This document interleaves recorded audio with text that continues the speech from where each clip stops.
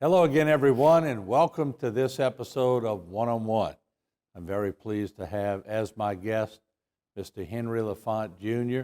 He's done so much for the area. We thought we needed to showcase it and get it in the archives here at HTV. So what we'll do, we'll take a short break. When we come back, Henry Lafont Jr. right here on One-on-One.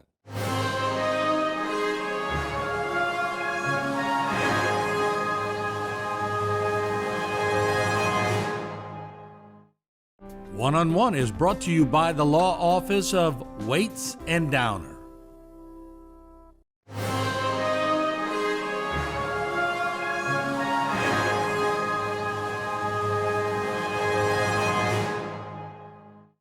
Your involvement in the community is probably second to none. You know, when you look at your resume and all the civic clubs that you're involved in. Mm-hmm. What made you want to do all that? That's a lot of stuff. I just like to be active. Sometimes Kim says, I don't think you want to come home. That's what you would do. Now it's like, don't you have a golf trip to go on? You know, but I just. But it ranged from religious to, Knights of Columbus to Nicholls State University to pretty diverse. You see yourself as a pretty diverse person? I try to be. But one of the things, for instance, when I went to Nicholls State, I had a scholarship from the Rotary Club. I had a scholarship from the Lions Club, from Golden Meadow. You were Mr. Nicholls. Yes, I was. Yeah. Yes, I was. That was a surprise because the gentleman that we all thought was going to win was Justice John Weimer. I still think that's the only election John ever lost. and look, and John and I have been close friends for a long time. We were roommates in our first semester of law school. Can't you use that at a party when you're sitting there with the head of the Louisiana Supreme Court? Can you go, but you weren't Mr. Nicholls, I was. I try not to because I may have to go before him one day. But you've been in front of the Supreme Court. I've been before the Supreme Court one time, and it was, I was actually a young attorney. I was probably the third or fourth year out of law school. Yeah. What are some of your clients you had along the way? Can you say? Sure. Probably my most influential client that helped me the most was Lafont Telephone Company, John and Pat Brady. Without being their attorney, I may not have many of the things we have today. They were great clients. I've done some work with some shipyards in the area. I've never been much of a personal injury lawyer. I've got away from the domestics, thank God. I still do some, but not much. But I do just a variety of things. And that's what happens when you work in a rural area. Mm-hmm. Pretty much when you work in a rural area, you do a little bit of everything. Right. You bring up the Brady's, but you got to learn under people that were really good business people. Yes. And I guess we could use the word tough because in the business world, if you're tough, you get pretty. But I know a lot of people, when they had to negotiate with the Brady's, they knew just like you get a tough judge, you get a tough business person, they made you bring your A game too, didn't they? They did, but I'll tell you something about John and Pat. People say, how are they to work for? I said, they could be very demanding, but they were always fair. There's things they expect you to do, and you needed to do it, but you always compensated for it. And I have no problem with that. I don't mind somebody demanding something from me. Just be fair back. Yeah. All right. I know you got Mr. Nicholls. That had to be a big boost to a young person, coming up. Well, they know me.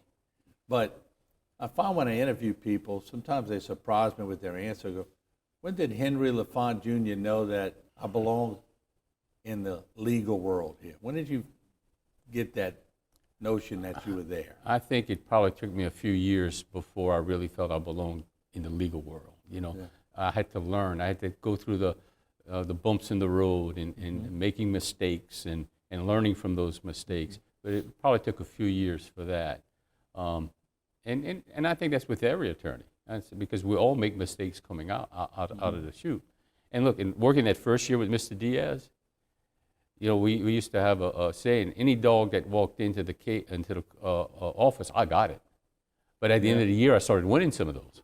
Mm-hmm. So all of a sudden, there's a case that you don't think that was very strong, and all of a sudden, because you prepared and you outworked and you did what you had to do, you started winning some of those cases. I always said I'll probably learn more law that first year than I did any after, because I just had a variety of cases I had. As an attorney, do you sort of look at other older attorneys who may present in court and you're looking at them and going, let me develop a little bit of this style. Let me develop a little bit of this style and sort of potpourri it together, or did you stay pretty much true to what you felt comfortable with? I think I always was influenced by what I call the mentors, the older attorneys, but I tried to hold my own rule. I'm not as an in-your-face lawyer. Right. I'm probably more laid back. But then, well, wait, didn't you just say this? Yeah. And that type of thing when you get a person on the stand. But I just tried to make my own way. So by paying attention in court, you always got your next question. Yeah, exactly. Yeah, instead of always thinking of theatrics or whatever. Well, and that was a great thing about teaching, because every time I was teaching something at Nichols, I could relate to one of my cases or cases that I saw. I said, this is what the book said. Now let me tell you how it works. Right.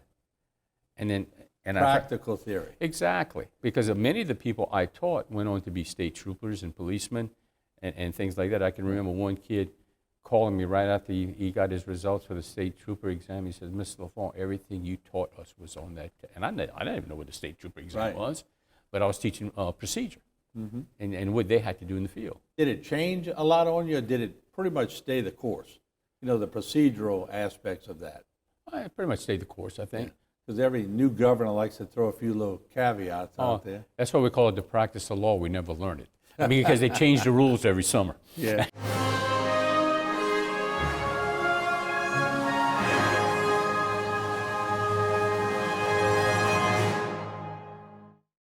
For all of your cases, including those with catastrophic significance, call Waits and Downer Law Firm.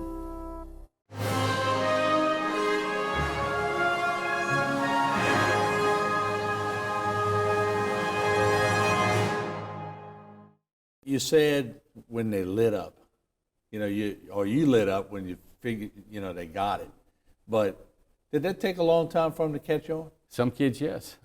I mean, there's some bright kids out there. Martin, we have some excellent students that come to Nichols that want to learn, and almost anybody in a college class wants to learn.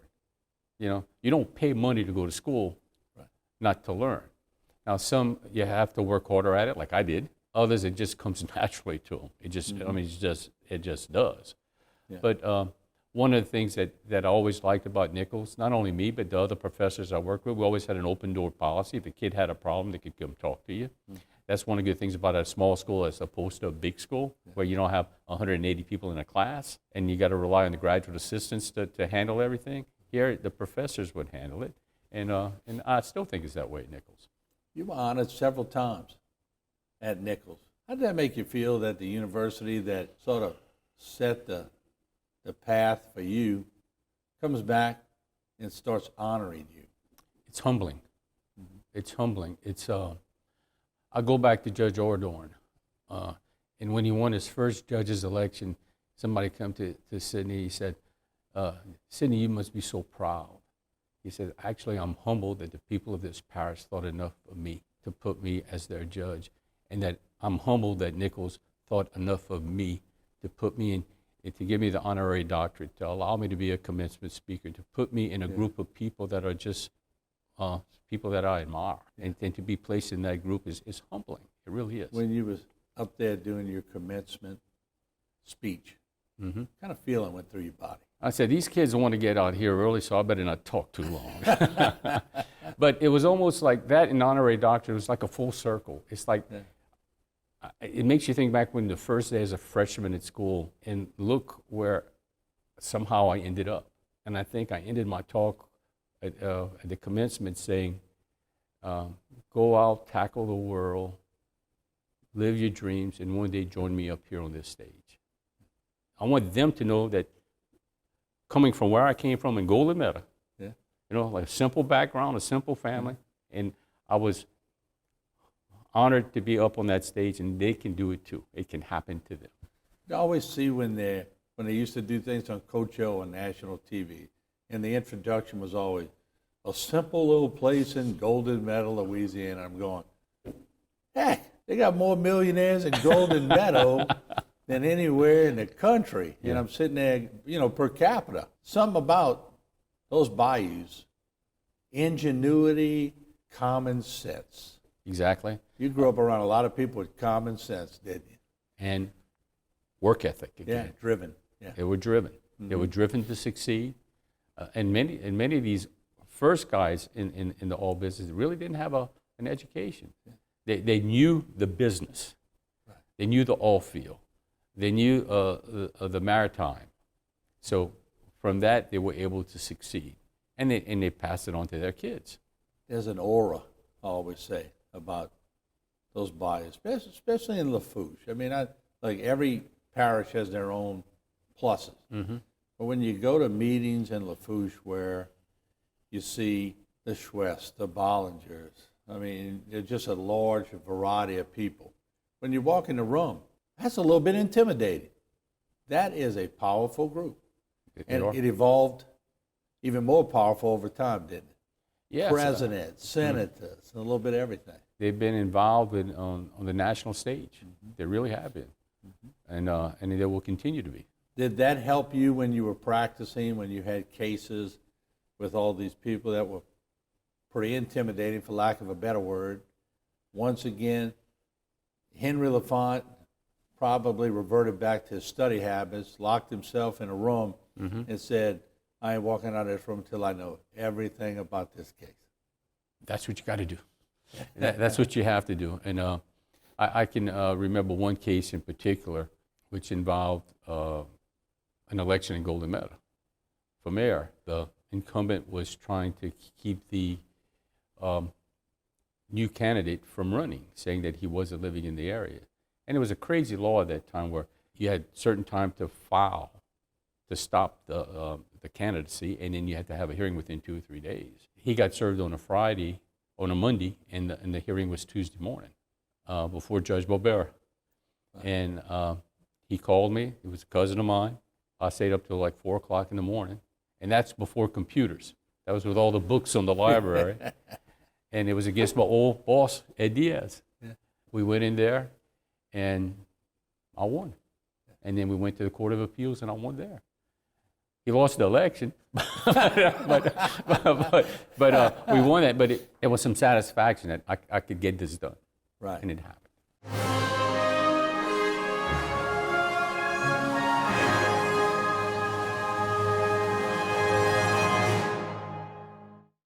For all of your cases, including those with catastrophic significance, call Waits and Downer Law Firm.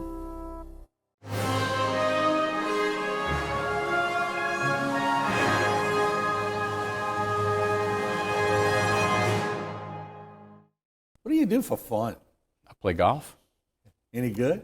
I'm a bogey golfer. I'm a bogey golfer. I have one child, one daughter. I have one grandson. Yeah. Pierce loves baseball, so we go watch him play. I'm a big baseball fan. I've been forever.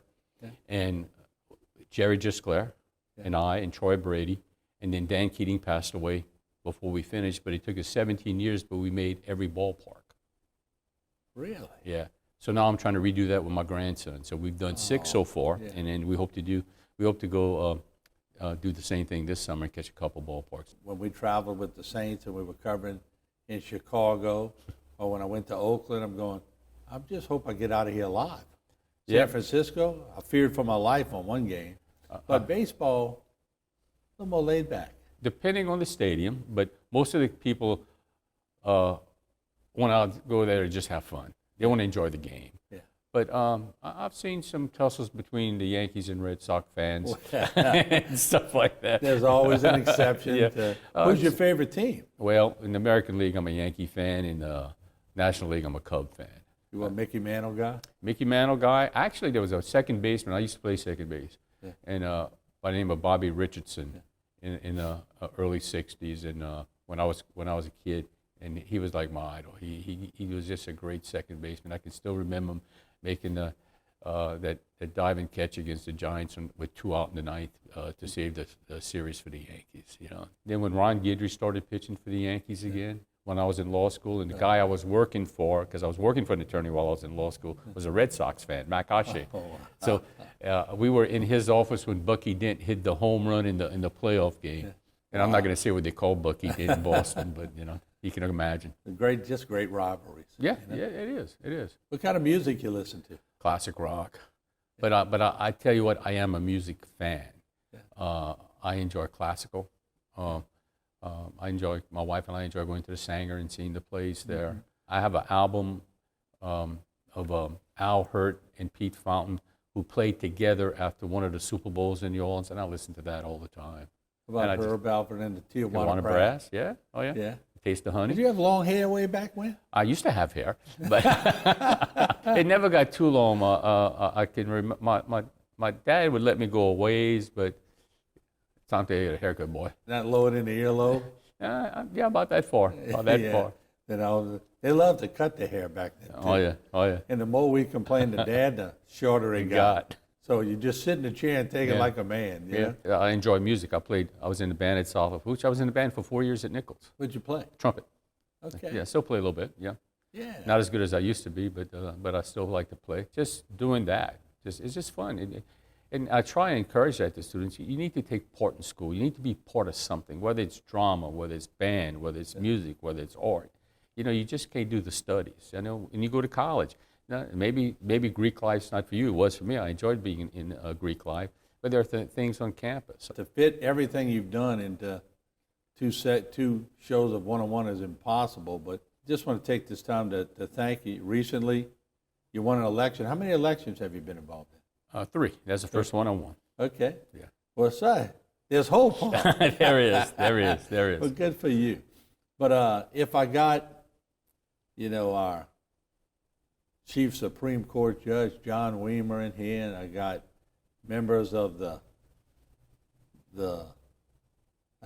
bar in here with. I got your wife, I got your daughter, I got your friends, and I said, and I got Nichols.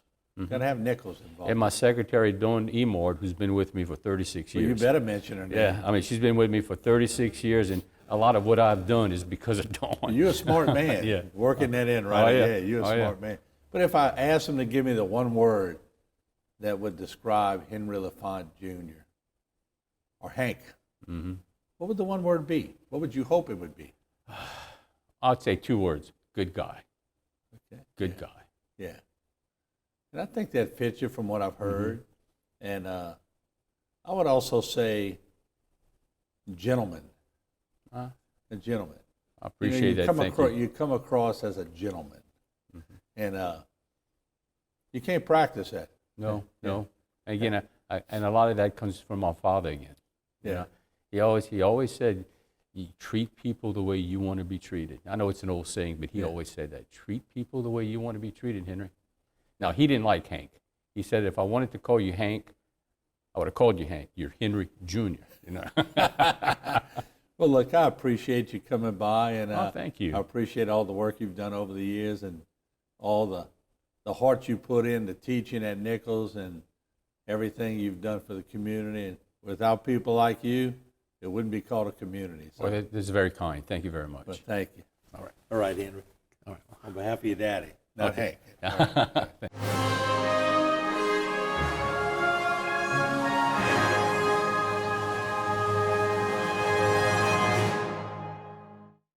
For all of your cases, including those with catastrophic significance, call Waits and Downer Law Firm.